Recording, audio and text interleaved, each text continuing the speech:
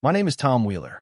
I'm 58 years old, and my family has owned 200 acres of ranch land in West Oklahoma since 1962, land my grandfather worked with his bare hands, including the original deep-water well that still feeds our cattle and our 14-acre pond.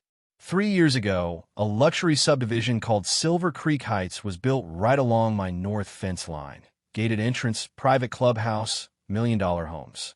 Their HOA president once asked if they could temporarily tap groundwater near my property while they finished their own system, and I told him no.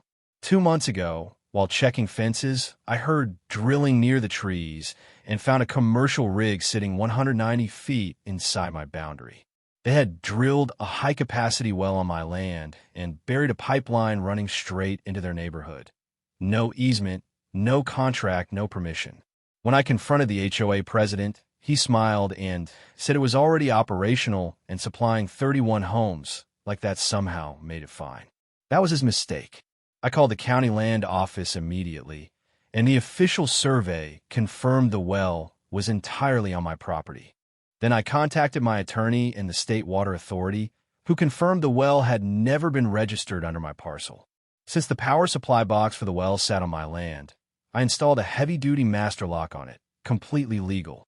The next morning at exactly 9:17 a.m., I flipped the breaker off. Within minutes, their water pressure dropped. Sprinklers shut down, faucets sputtered, and by evening their clubhouse pool pumps went silent.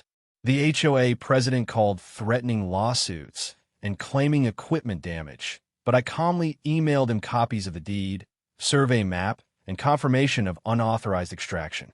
Local news picked up the story within days, showing drone footage of lawns turning brown across the subdivision.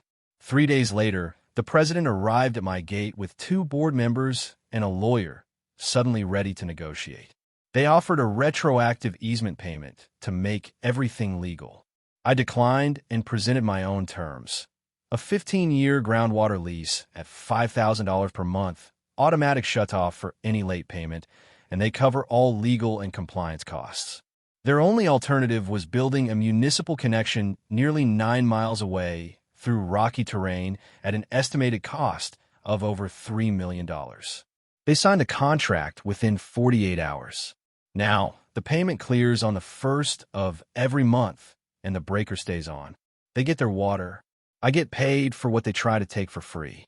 Funny how quickly respect appears when the water stops flowing.